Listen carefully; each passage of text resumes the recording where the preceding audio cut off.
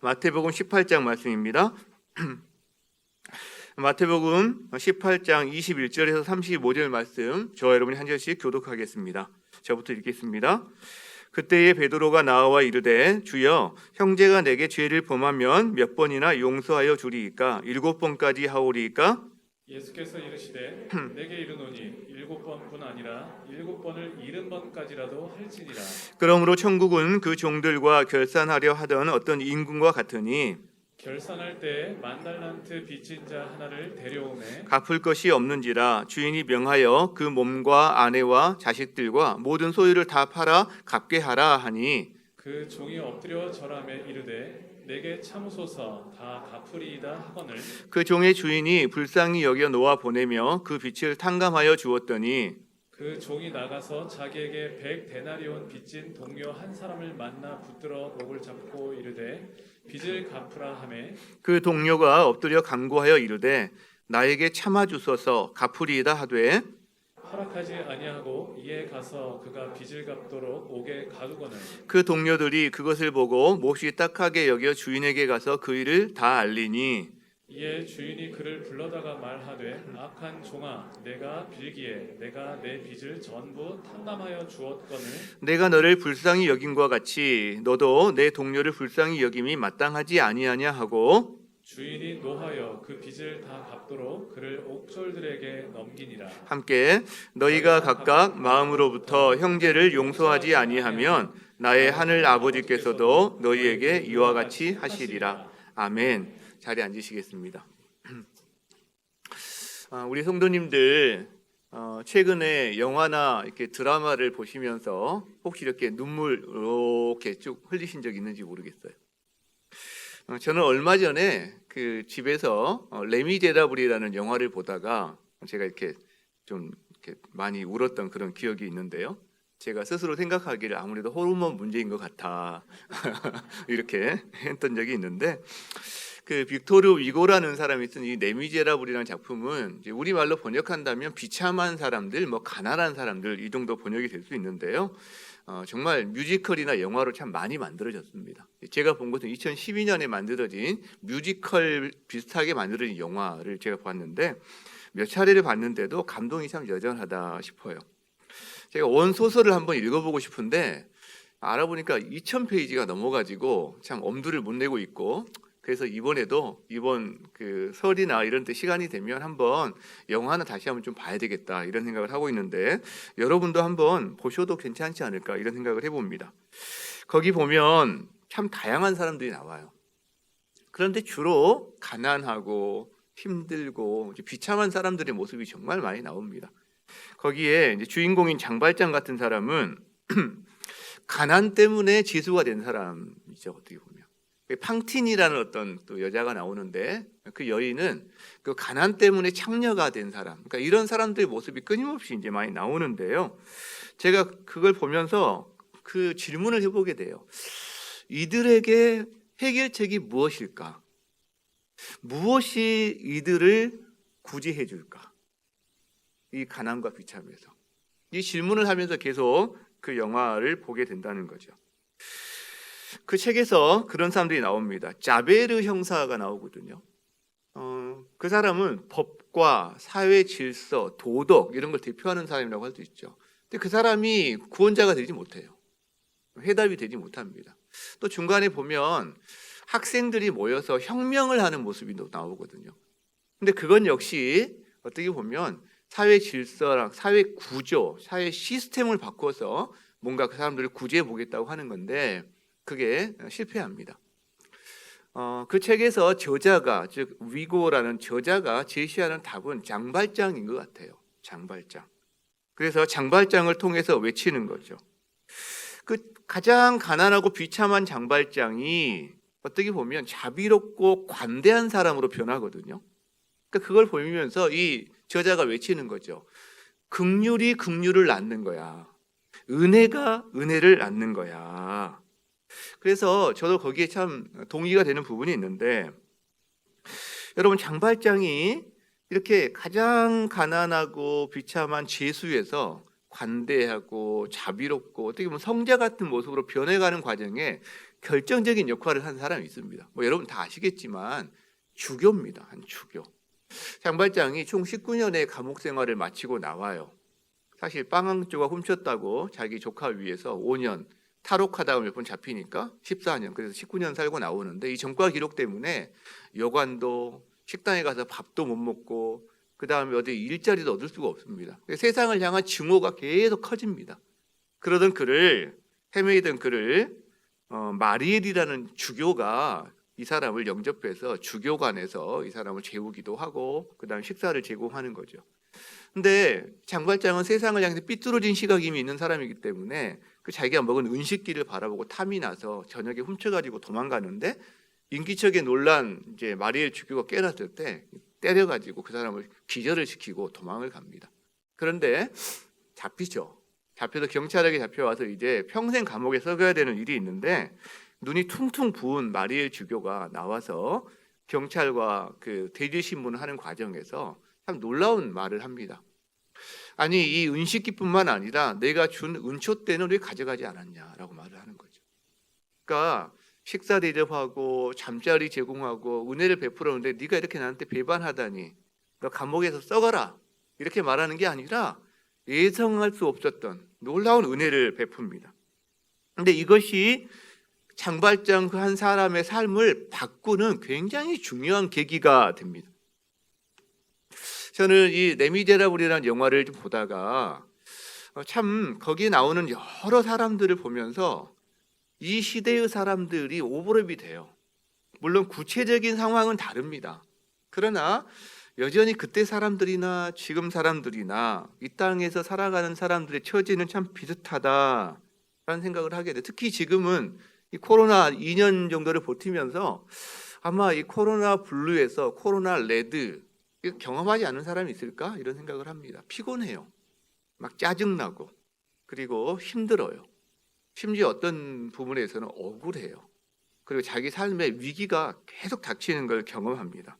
우리 성도님들이라고 예외는 아니죠. 이 사회 전체가 그런 가운데 우리도 영향을 받고, 우리 성도님의 삶에 또 몸과 마음의 피곤함이 있습니다. 그러니까 같은 질문을 하게 되는 거예요. 해결책이 뭘까?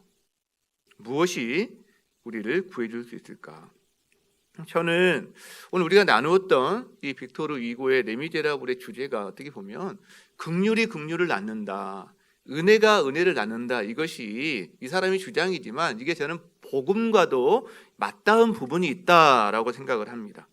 그러니까요, 우리가 코로나라든가 여러 가지 어려운 상황 가운데 힘들고 지치고 막 여러 가지 어려워 고통스러워도 누군가가 나를 이해해주고, 누군가가 나를 공감해주고, 누군가가 나를 알고 또 어떻게 보면 인정해주고, 그렇다면 우리는 힘을 내기도 하고 일어설 수 있기도 한다라고 생각한다는 거죠.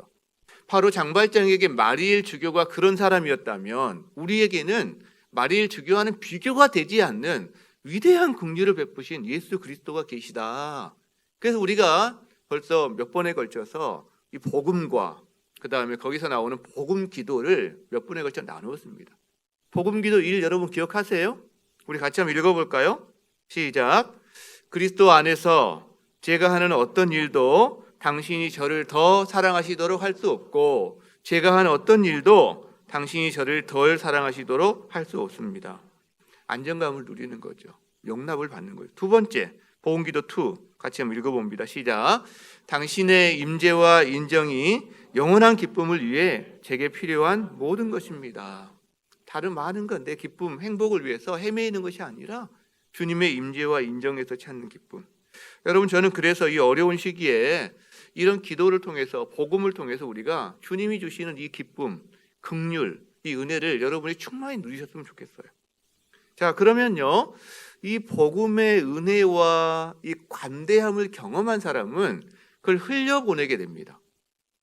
물이 위에서 아래로 이렇게 흘러가듯이 우리 인생에서 받은 따스함과 은혜도 흘러가게 돼 있다는 거죠.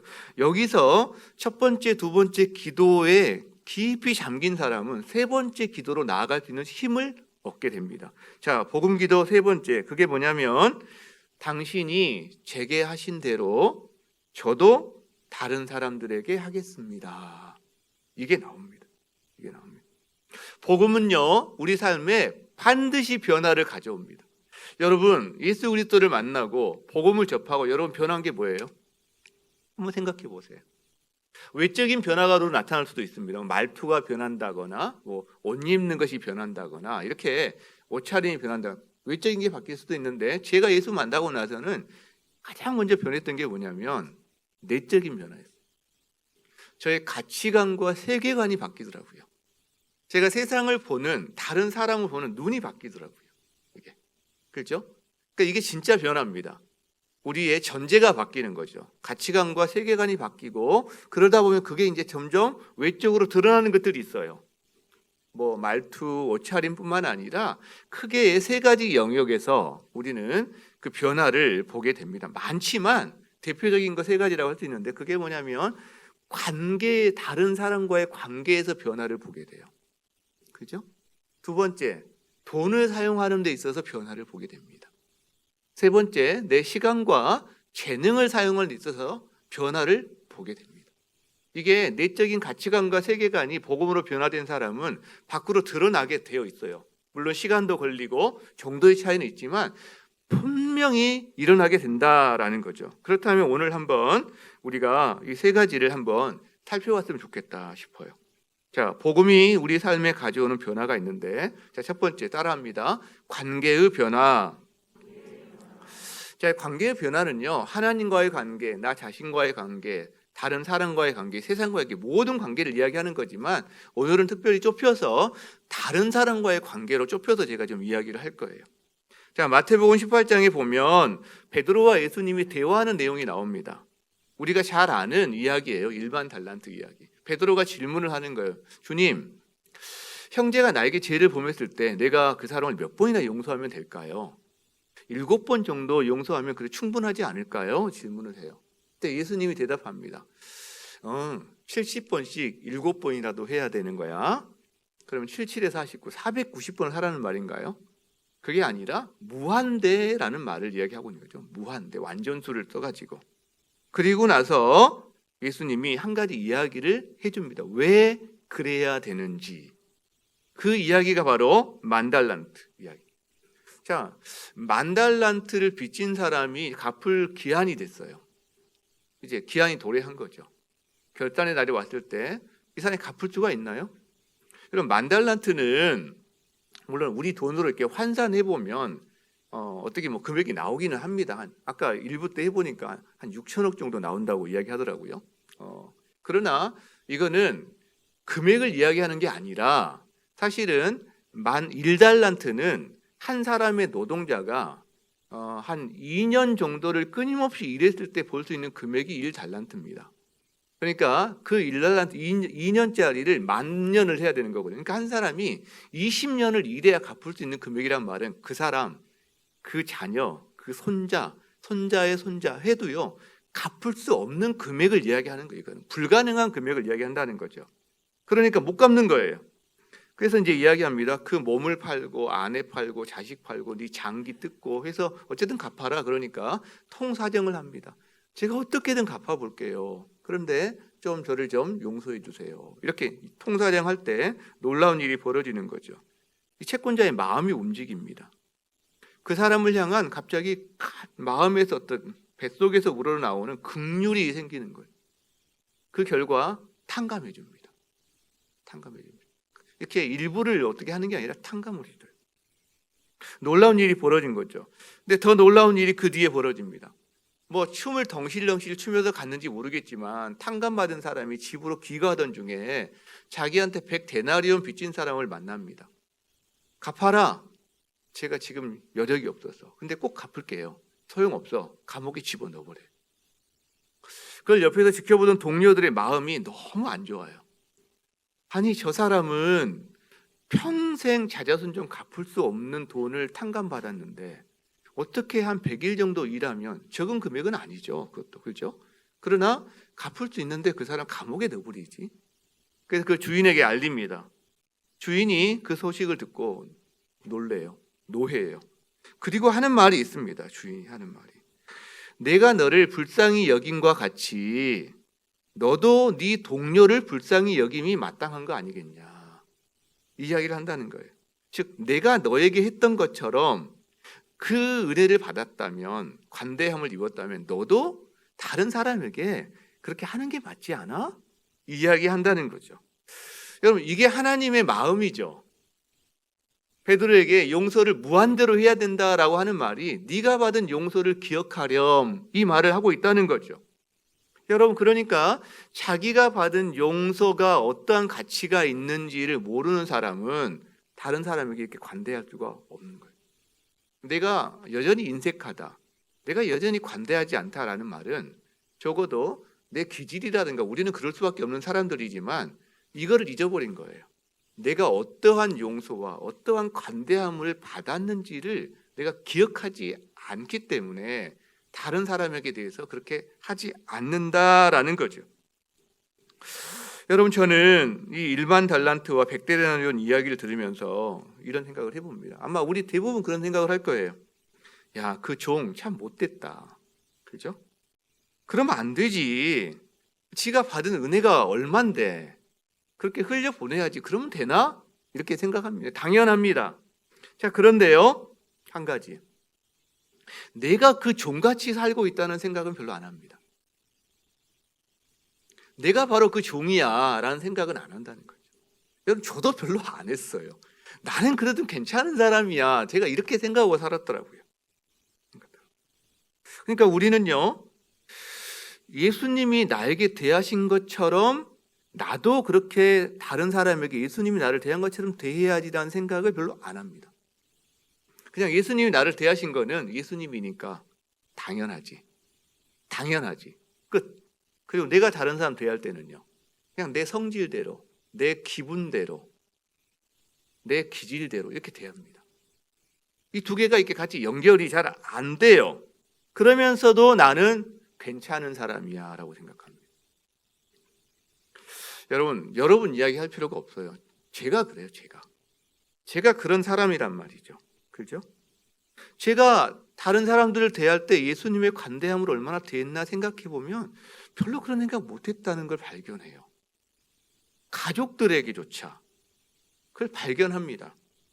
제가 부부싸움을 이렇게 할 때 가만히 원인을 한번 생각을 해봐요.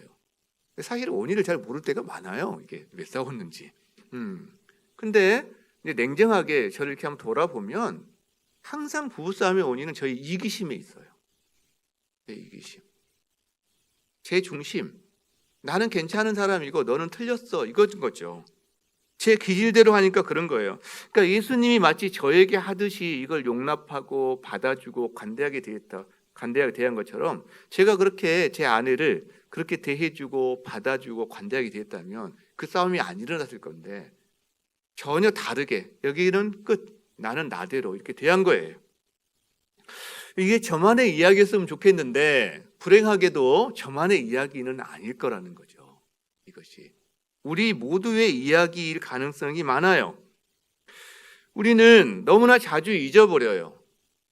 우리가 변화된 것은 하나님이 주신 은혜 때문에 변화되었고, 그래서 내 곁에 있는 그 사람이 변화되는 것도 내가 베푸는 은혜와 관대함으로 변화된다는 사실을 잊어버려요. 우리는 오히려 거꾸로 해요. 뭐냐면 이 사람이 나에게 만약에 상처를 줬다면 이 사람이 상처 준 대로 내가 보복해야 된다고 생각해요. 이 사람도 나에게 준 상처를 자기도 당해봐야 이게 얼마나 아픈지를 알고 회개할 거야, 이렇게 생각하는 거예요. 만약 저 사람이 내게 고통을 주었다면 나도 고통을 주어야 이 사람이 깨달을 거야 라고 생각하는 거예요. 제가 부부싸움 할 때 늘 마음속으로 생각하는 게 그거예요. 어떻게 하면 이걸 돌려주지? 2배로 3배로 줄 수 있는 방법은 없을까? 여러분, 이런 악한 생각이 제 마음에 들 때가 많아요. 오늘 참 집에 가서 어떻게 밥을 얻어먹을지 제가 모르겠는데 그러니까 저 사람이 지금 뭘 모르고 있는데, 나만한 남편은 없는데 지금, 근데 그걸 깨닫게 하기 위해서는 지금 저 사람이 나에게 주는 고통과 똑같은 방식으로 고통을 안겨줘야 이걸 깨닫지 않을까? 여러분, 이 생각이 저한테 힘없이 든단 말이에요. 근데 저만 그런가요, 여러분? 저만 그래요? 그렇지 않다는 거죠. 그렇지 않다는 거죠. 여러분, 진실은 뭘까요? 하나님이 우리가 죄를 범했을 때, 그래, 너 죄 범했지, 한번 하나님이 복수를 하셔서 네 죄가 얼마나 큰 건지 너도 한번 당해봐, 이렇게 했을 때 우리가 변했나요? 그렇지 않았다는 거죠. 그렇죠? 하나님은 우리는 하나님께 범죄하고 우리는 하나님께 못되게 했는데, 주님은 어떻게 보면 부당한 친절이라는 표현을 써요. 부당한 친절. 놀라운 은혜, 관대함으로 우리를 대하시고 우리는 그때 변화된단 말이죠. 변화시키셨어요. 우리와 다른 사람과의 관계도 마찬가지다라는 거예요. 우리의 보복으로, 우리의 벌함으로 이 사람이 변화되는 게 아니라 우리의 놀라운 은혜와 관대함으로, 어떻게 보면 부당한 친절을 베풀었을 때 이 사람이 변화된다라는 거죠. 예수님은 마태복음 5장에서 그래서 이런 말씀을 하십니다. 자, 38절에 또 눈은 눈으로 이는 이로 갚으라 하였다는 것을 너희가 들었다. 이게 세상의 보복에 올립니다. 상처는 상처로, 고통은 고통으로, 오히려 그 이상으로 갚아라 이거죠. 그런데 주님은 이렇게 말씀하세요. 나는 너희에게 이르노니 악한 자를 대적하지 말라. 누구든지 내 오른편 뺨을 치거든 왼편도 돌려대라, 이렇게 말을 해요. 자, 세상은 보복해라 이렇게 말하는데 나는 너희에게 말한다. 오른편 뺨을 맞았니? 그러면 왼편을 돌려대. 이게 무슨 말일까요? 네가 평화롭게 지내기 위해서는 이 뺨도 주고 저 뺨도 주고 왼편 뺨을 맞으면 이마도 돌려대고 막 해서 계속 맞고 살라는 이야기인가요? 아니면 오른편 뺨 맞았어? 그럼 성질 나잖아요. 왼쪽을 내밀면서 그래 한번 왼쪽도 때려봐, 뭔가 이렇게 한번 도발을 하라는 말인가요? 그 말이 아닌 거죠. 세상은 보복인데 너희는 보복하는 게 아닌 거야 라는 말을 하고 있다는 거죠. 그래서 유대교에서 이 뺨은 관계의 상징입니다. 관계의 상징. 그러니까 만약에 입맞춤을 한다, 그건 평화의 상징이에요. 사귐의 상징인 거죠. 근데 뺨을 때렸다라는 건 관계가 깨어진 겁니다. 조롱하거나 멸시하거나 존중하지 않는 그런 표시인 거죠. 자, 근데 자기가 이렇게 관계가 깨졌어요. 자, 그럴 때 왼뺨을 돌려대라 라는 말은 무슨 말일까요? 관계의 회복을 다시 한번 제안해라. 관계의 축복을 네가 다시 한번 시도해라 라는 말이 된다는 거죠. 마치 예수님이 우리에게 하신 것처럼 너도 그렇게 한번 해봐 라는 말인 거죠. 자, 이거를 그대로 받아서 바울은 로마서 12장에서 이렇게 말을 합니다. 내 사랑하는 자들아, 너희가 친히 원수를 갚지 말고. 자, 이제 원수가 있어요. 일반적인 관계에 대해서 우리가 지금 계속 이야기를 했는데 이제는 심지어 원수에 대한 이야기까지 나갑니다. 그 사람이 내가 그냥 사랑하는 가족이 아니라 뭔가 나를 이렇게 어떻게 하는, 원수일 경우 어떻게 해야 되느냐, 두 가지를 이야기해요. 첫 번째, 원수를 네가 갚는 게 아니야 라고 해요. 원수를 네가 갚지 마. 왜? 하나님께 맡기는 거야. 그거는 이게 소극적인 행동이라는 이야기를 하나를 합니다. 여기까지는 우리가 할 만해요. 그래, 안 보면 되지. 앞으로 상종도 안 할 거야. 근데 그 다음에 나와요. 적극적인 행동을 요청합니다. 뭐라고 하냐면 원수가 줄이거든 먹여라. 원수가 목마르거든 마시게 해라. 이거 모른 채 해서는 될 문제가 아니라는 거예요. 그러니까 첫 번째는 소극적으로 네가 원수를 갚지 마. 그래, 그렇게 해봐야지. 근데 적극적으로 먹여, 입혀, 채워, 마셔 라는 이야기를 하고 있다는 거죠. 이게 저희는 참 쉽지가 않아요. 그럼 이게 뭘까요? 구체적으로 뭘 도와야 되고 네 재산을 써야 되고 다 같은 말이겠지만 결국 관계의 축복, 관계의 회복을 다시 한번 시도하고 관계의 축복을 제안해라 라는 말과 일맥상통한 말이다라는 거죠. 자, 그러면 어떤 일이 벌어지냐면 숯불을 머리에 쌓게 된다라고 그래요. 숯불. 즉 그 죄를 범했음에도 불구하고 부당하게 친절을 베풀고 관대하게 은혜 베푸는 걸 통해 이 사람이 깨닫게 된다라는 거죠. 보복을 해서 깨닫는 게 아니에요. 결론적으로 이렇게 말합니다. 악으로 악을 이기지 말고, 그건 지는 거라는 거예요. 선으로 악을 이겨라. 여러분, 악으로 악을 이길 수가 없어요. 더 큰 악을 만들어낼 뿐이에요. 분노를 만들어낼 뿐이라는 거예요. 오로지 악을 이길 수 있는 것은 선이다라는 거예요. 선이다. 후한 은혜를 보일 때 그 마음의 악을 멸하게 된다라고 이야기하는 거죠. 여러분, 이게 바로 복음 중심적인 관계의 기본입니다. 즉 예수님이 내게 어떻게 대하셨는지를 가지고 나도 그 복음을 가지고 내 기질대로가 아니라 기질 중심적, 성질 중심적이 아니라 이 복음 중심적으로 다른 사람을 대해보는 것, 이것이 우리 관계의 변화를 가져와요. 그래서요, 하나님의 은혜를 경험하면 우리가 변화됩니다. 마찬가지예요. 우리 자녀가 언제 변화되죠? 부모의 은혜를 경험할 때. 부부지간이 언제 변화되죠? 놀라운 완전한 용납과 용서로 그게 받아들여질 때 그때 안정감을 누리고 변화가 일어난다라는 거죠. 그리고요, 사랑받는 사람은 그걸 통해서 아름다워집니다. 우리가 그 사람이 사랑스럽기 때문에 우리는 보통 사랑해요. 그러나 주님은 우리를 사랑스러울 때 사랑한 게 아니라, 사랑스럽기 때문에 사랑한 게 아니라 주님이 우리를 사랑하심으로 우리가 아름다워진 거예요. 마찬가지, 우리도 누군가를 사랑하잖아요. 사랑하기 어려운데 그럼 그 사람을 아름답게 만드는 겁니다. 사랑스럽게 만든다라는 거죠. 자, 그런데 이 부분에서 사실 오늘 굉장히 앞으로 요 내용 하나만 가지고도 제가 한 9주 10주를 여러분이 이제 우리 교회에서 하게 될 그런 과정들이 있을 거예요. 오늘 이거 하나만 가지고 사실은.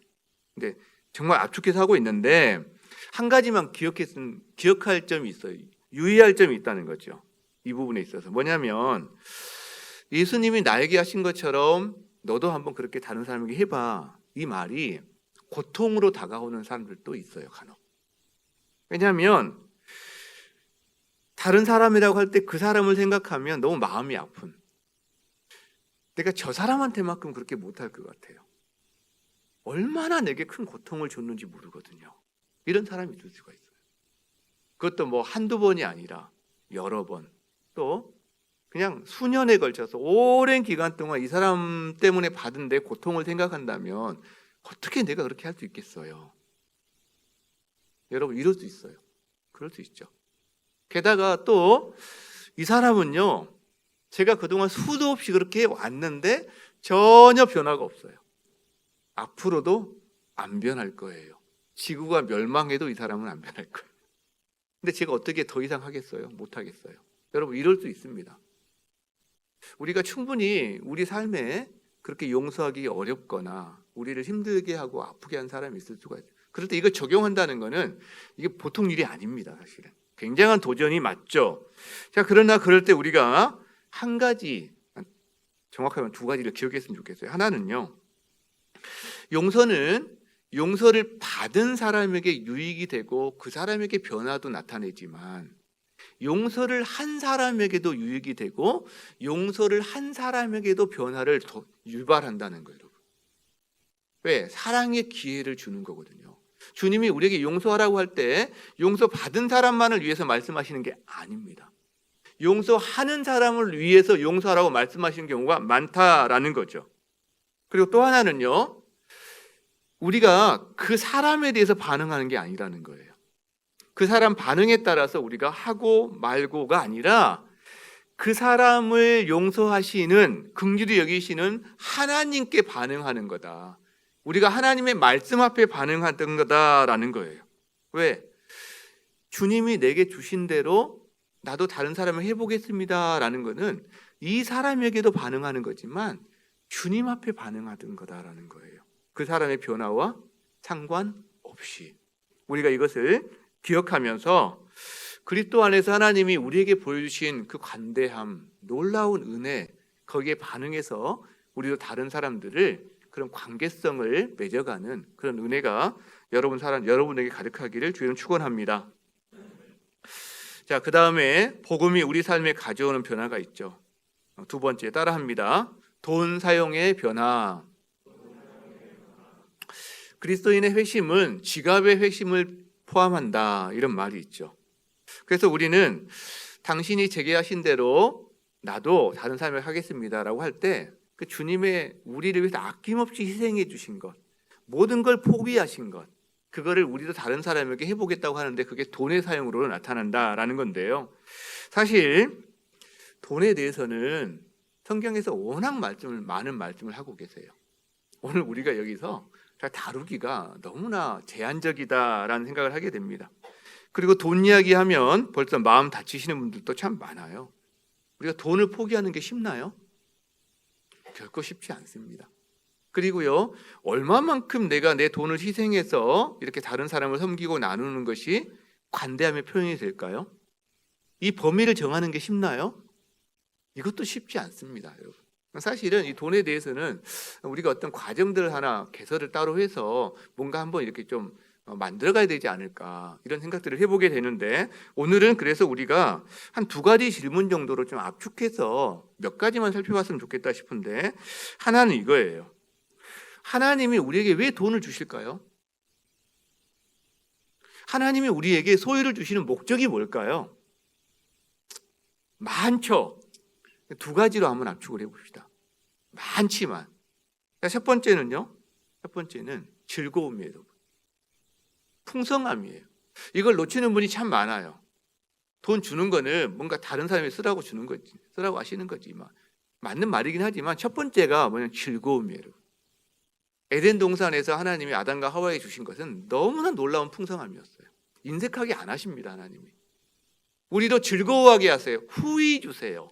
그리고 누리게 하세요. 그런 다음 어떻게 하는지 아세요? 우리가 그걸 기뻐하기를 원하세요. 부모가 돼서 자식에게 선물을 줘보신 분들은 알 거예요. 자녀가 간절히 바라는 것을 이렇게 알고 말도 안 했는데 딱 준비해놨다가 줬을 때 이 자녀가 막 와! 막 하면서 이렇게 하면요, 얼마나 이렇게 엄마 아빠 입이 찢어지는지 몰라요.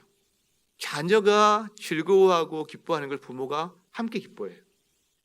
우리 주님도 그러신 분이라는 거예요, 여러분. 우리가 막 처절하게 그냥 막 인색하게 그리고 이 땅에서 고생하면서 하는 게 하나님의 뜻이 전부가 아니다라는 거예요. 예수님을 뭐하러 줘요? 우리가 고생하고 살 거면 그냥 내버려 두지. 풍성합니다. 즐거움이다. 그리고요, 우리가 그렇게 즐거워할 때 주님도 기뻐하시고 영광을 받으세요. 우리가 즐거워요. 그래서 하나님이 여러분의 삶을 돈으로 축복하시든 건강으로 축복하시든 번영을 허락하실 때 우리는 그런 고백을 하면 돼요. 주님 고마워요. 주님 너무 감사해요. 제가 이걸 잘 누릴게요. 하나님께 감사로 반응하면 되는 겁니다, 여러분. 감사로. 죄책감이 아니라. 자, 이게 첫 번째예요. 즐거움, 풍성함. 이걸 위해서 하나님 우리에게 주세요. 근데 2번째가 있죠. 나눔이에요, 나눔.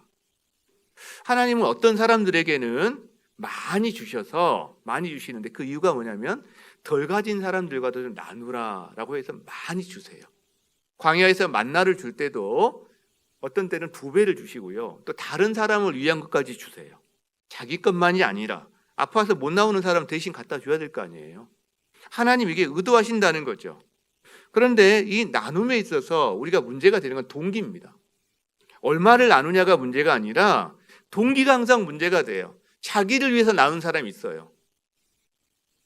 더 많이 받고자, 내가 좀 그럴싸하게 좋은 사람으로 보이고자, 자기 명예를 위해서. 또 11조 하면 하나님이 축복하신대. 하나님께 투자해봐. 네가 얼마나 더 많이 버나. 이게 자기 탐욕의 동기거든요. 그러니까 이건 예배가 아니라 이용이거든요. 하나님을 예배하는 자가 아니라 이용하는 자가 된단 말이죠. 자, 그래서 하나님은 이 동기 부분을 우리가 순전하게 하기를 원하세요. 즉 예수님의 은혜를 받은 사람이 그 받은 은혜에 감사해서 흘려보내는, 물이 위에서 아래로 흐르듯 흘려보내는 마음의 동기를 갖고 하는 거라면 조금이든 많이든 전부든 절반이든 11조든 그 이하든 상관없어요, 여러분. 기뻐하신다는 거예요. 고린도후서 8장 9절, 이게 바로 우리의 동기가 돼야 되는데 한번 같이 읽었으면 좋겠습니다. 시작. 주 예수 그리스도의 은혜를 너희가 알거니와 부요하신 이로써 너희를 위하여 가난하게 되심은 그의 가난함으로 말미암아 너희를 부요하게 하려 하심이라. 이것을 누린 사람이 그래 내 주변에 내 가족, 내 친치, 내 주변을 보고 저 사람의 영혼의 가난함, 물질의 가난함을 바라보면서 그래 내가 조금 나누어서 저 사람이 일어나는 걸 보고 싶다. 이게 우리의 동기가 된다는 거죠. 그래서 하나님이 우리에게 물질을 주시잖아요. 그러면 그거는 우리 자신의 탐욕과 우리 자신의 생활 수준을 높이는 데만 다 사용하는 게 아니라 나눔의 수준을 높이는 데도 함께 성장해야 된다라고 말씀하신다는 거죠. 자, 그렇다면 돈에 대해서 한 가지만 더 나눠봅시다. 돈 사용에 대해서 하나님이 정말 원하시는 게 뭘까요?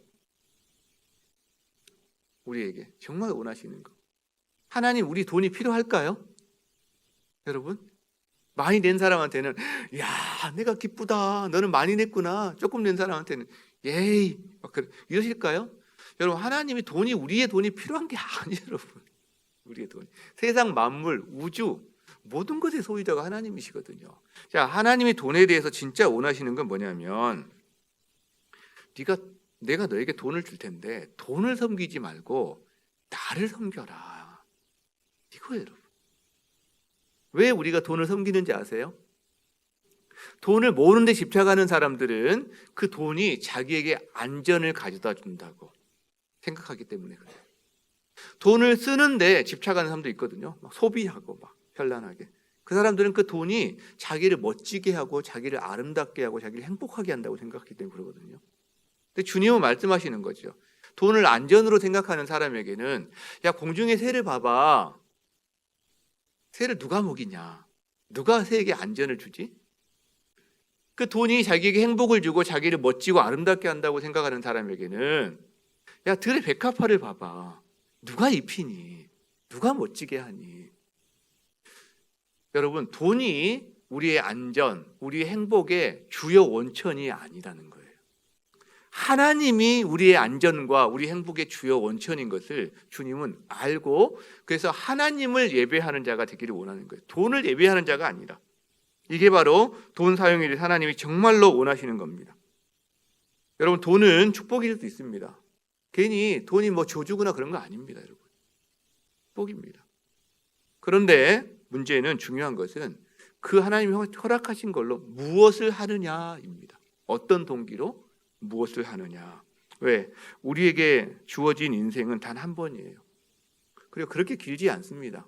세상의 종말은 언제 올지 알 수 없지만 우리 개인의 종말은 얼마 안 남았거든요. 어떤 사람은 뭐 한 20년, 30년, 40년, 100년 이상 넘어간 사람 아무도 없잖아요, 우리 가운데.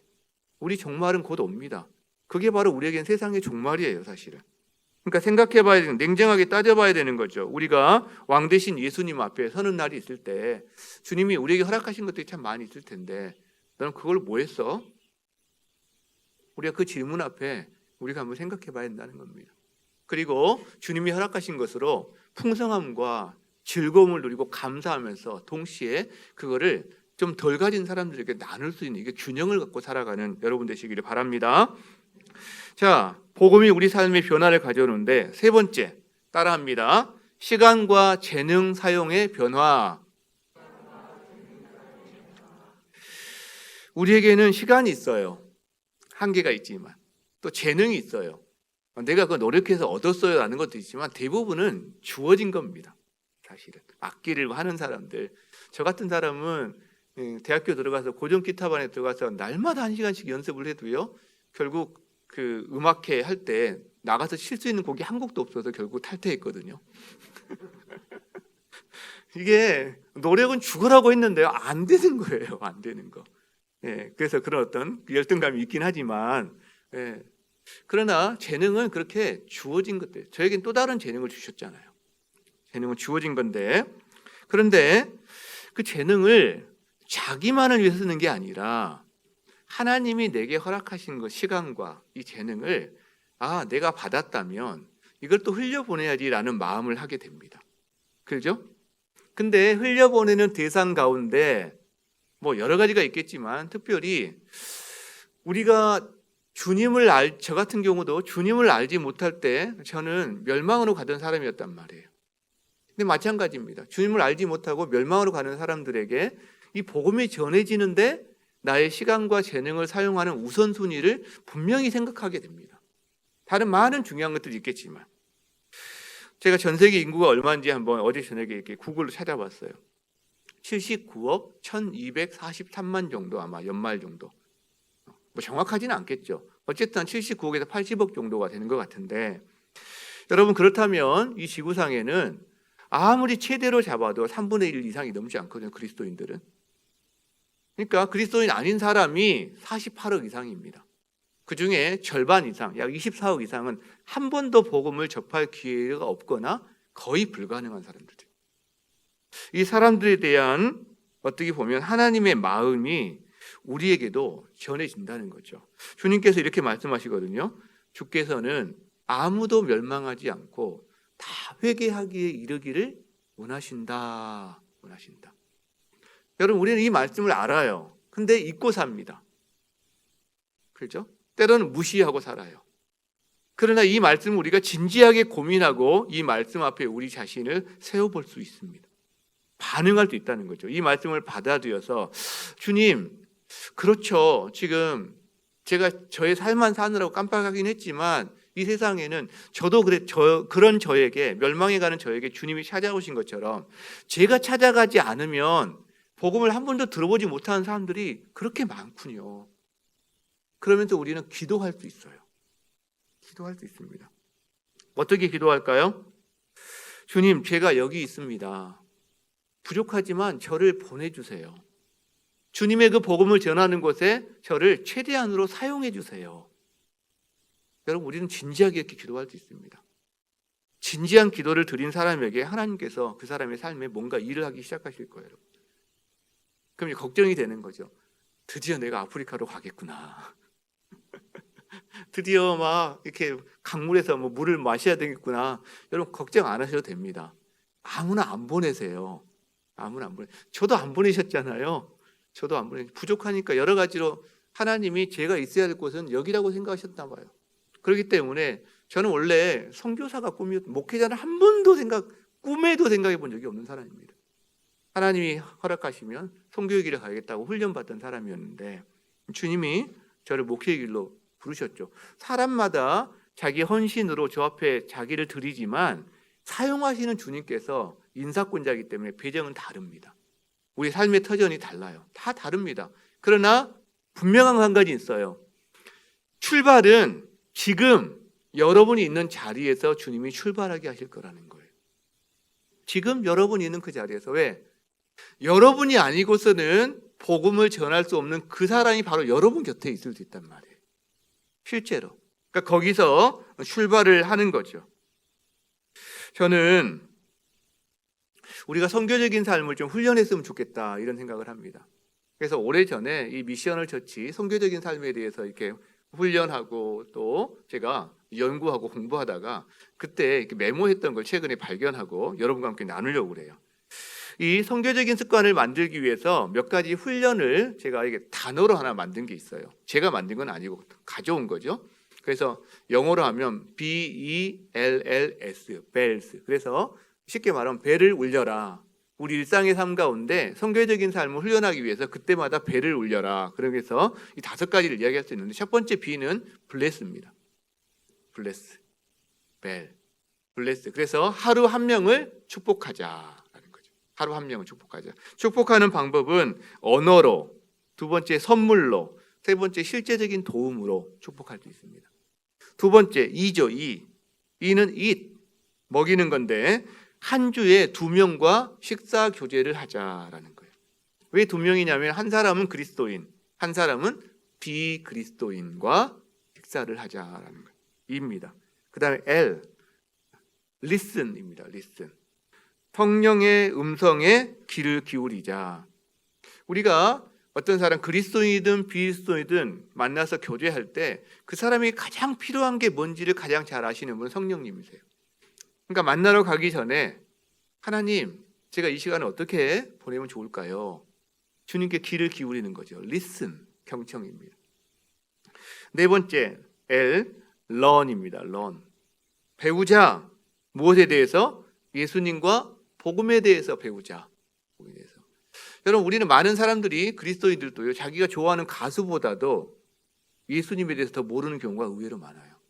막상 예수님을 이렇게 이야기하려고 하는데 예수님에 대해서 복음에 대해서 잘 모르다 보니까 상황에 맞춰서 그거를 그 사람에게 맞춰서 맞춤 복음을 전하지 못하는 경우가 의외로 많습니다. 그러니까 우리 안에 예수님에 대해, 복음에 대해 좀 잘 이렇게 정리되고 잘 알 필요가 있다. 그러면 상황에 맞춰서 이렇게 사용할 수가 있습니다. 대화에 맞춰서. 마지막 S, 센트입니다. 센트. 이거는 한 주에 한 번 내가 어디로 보냄 받았는지를 한번 일기를 써보자.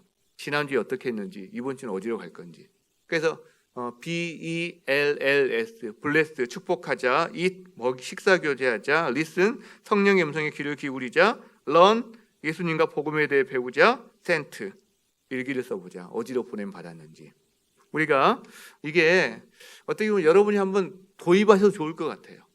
그래서 이걸 염두에 두고 벨을 그때마다 울린다면 내가 성교적인 삶을 살아가는데, 그리고 주님이 내게 하신 대로 저도 해보겠습니다라는 것을 구체적으로 실천하는데 우리가 도움을 받고 할 수 있겠다 싶습니다. 이 은혜가 여러분과 함께 하기를 바랍니다. 말씀을 마무리하고자 합니다. 복음은요, 우리 삶에 변화를 가져와요. 변화를 가져옵니다.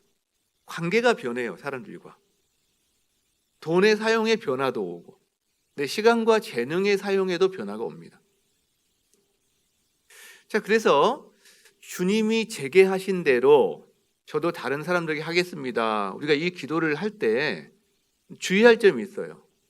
주님이 제게 하신 대로가 충분하지 않으면 이건 또 하나의 의무와 율법밖에 남지 않아요. 복음기도 1, 2가 자기 안에서 계속 되새김질이 돼야 돼요. 그래서 주님이 나에게 이렇게 하셨지, 그 기쁨, 그 관대함, 그 은혜가 자기 안에 살아있어서 그래, 내가 부족하지만 그래, 나도 한번 해보자, 이렇게 하자는 거예요. 그러면 그 사람도 변화되고 살아나는 것을 우리가 경험하게 되고, 그 경험이 우리를 더 확신 가운데 이걸 더 하도록 확장시켜 준다는 거죠. 그렇죠? 그리고 가장 가까이 있는 사람부터. 여러분, 멀리 아프리카 사람들 불쌍히 여기는 건 너무 쉬워요. 그러나 내 옆에 가장 가까이 날마다 얼굴을 보고 살아가는 사람을 진짜 주님의 이 관대함으로 끊임없이 일관되게 대한다는 건 진짜 어려운 일입니다. 저는 이 그리어 책을 보면서 계속 기억에 남는 한 가지 이야기가 있어요. 그걸 하고 마치고자 합니다. 그 책에 보면 한 사람이 LA 외곽의 고속도로를 달리고 있었어요. 새벽에. 근데 지진이 난 겁니다, 갑자기. 땅이 흔들리는 거죠. 그래서 고속도로 옆에 차를 세우고 잠시 기다렸더니 지진이 멈춘 거예요. 그러니까 이제 멈추니까 다시 이제 길에 들어서서 다리를 건너기 시작합니다. 다리를 건너는데 한 절반쯤 갔을 때 앞에 달리던 차 미등이 갑자기 사라지는 거예요. 안 보이는 거죠. 급하게 차를 세우고 확인을 해보니까 중간에 다리가 끊어진 거예요. 차가 처박힌 겁니다. 그래서 깜짝 놀란 거죠. 근데 차들이 계속 오고 있는 거예요. 이 사람이 그때부터 막 손을 흔들기 시작합니다. 가면 안 돼. 뭐 이렇게도 했겠죠. 막 손을 흔드는데 그 새벽에 잘 보이지도 않으니까 아마 차들이 몇 대가 그냥 지나가는 거예요. 그렇게 해서 4대인가가 그대로 가다가 꼭 박히는 거예요. 저기 보니까 버스가 한 대 오고 있어요. 이 사람이 결심을 하면 내가 저 버스는 절대 보내면 안 되겠다. 그래서 이제 버스가 오는 차로까지 달려갑니다. 그 차로 앞에서 막 난리 법석을 피는 거죠. 그러니까 운전사가, 우리가 운전할 때 잘하는, 우리 남성분들 특히 혈기 있는 남성분 잘하는 거 있죠. 빵 크락션 울리고 상향등 막 비추가면서 비켜 하는데 이 남자가 자기 목숨을 걸고 안 비켜요. 막아섭니다. 결국 이 버스가 어쩔 수 없이 서는 거예요.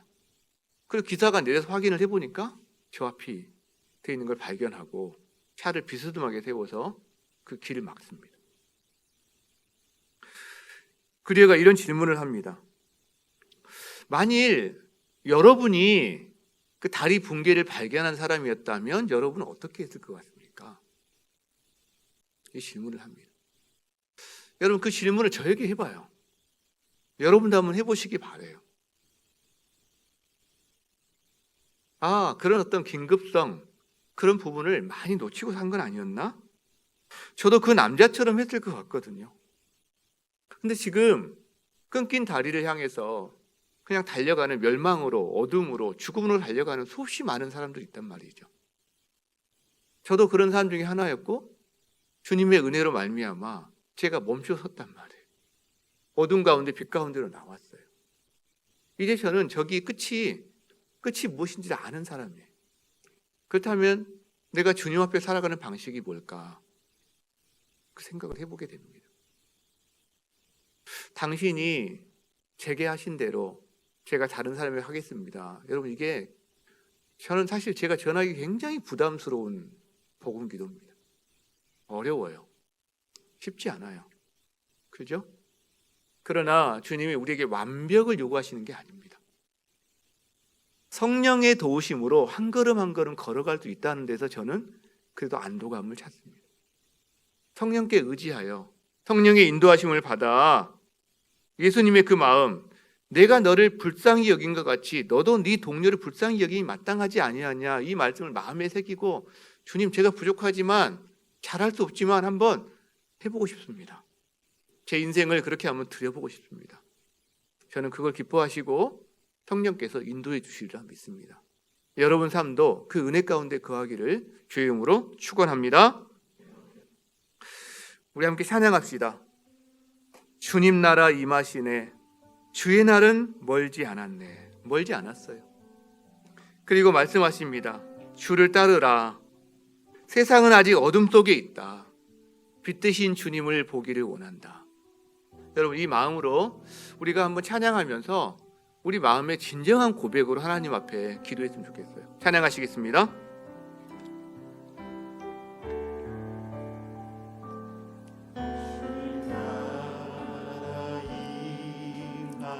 주의 날은 멀지 않았네.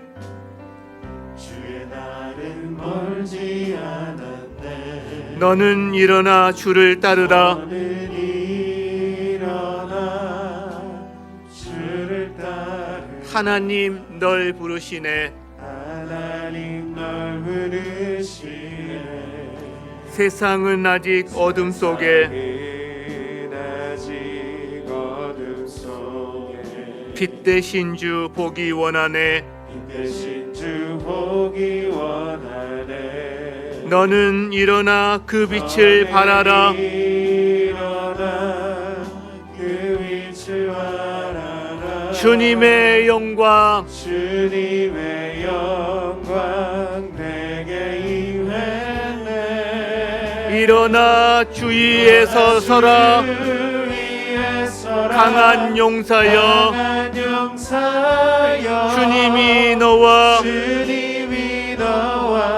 너와 함께 하시네. 주께서 다시 오실 길 다시 오실 길, 그 길에 위하여 영광의 주님, 영광의 주님, 오 하나님의 왕 곧 오시네. 곧 오시네. 일어나 주 위에 서라. 일어나 주 위에 서라. 강한 용사여. 주님이 너와 함께 하시네. 너와 함께 하시네. 주께서 다시 오실 길 다시 오실 길, 그 길에 위하라. 영광의 주님, 영광의 주님, 오 하나님의 왕 곧 오시네. 이 시간 들을 말씀을 기억하면서 우리의 내면의 진정의 고백으로 하나님께 올려드리기를 원합니다. 우리가 하나님께 받은 은혜를 기억하면서 주님, 그렇게 사는 것이 다른 사람들에게 하나님이 제게 하신 것처럼 제가 그렇게 하면서 사는 것이 하나님, 그게 진짜 행복이고 그게 진짜 풍성함이고, 그래서 우리에게 그걸 요구하시는 걸 우리 압니다. 주님, 부족하지만 그 길을 걸어갈 수 있기를 원합니다. 소망합니다. 성령님 도와주십시오. 우리 함께 기도의 자리로 나아갑니다. 살아계신 하나님 아버지,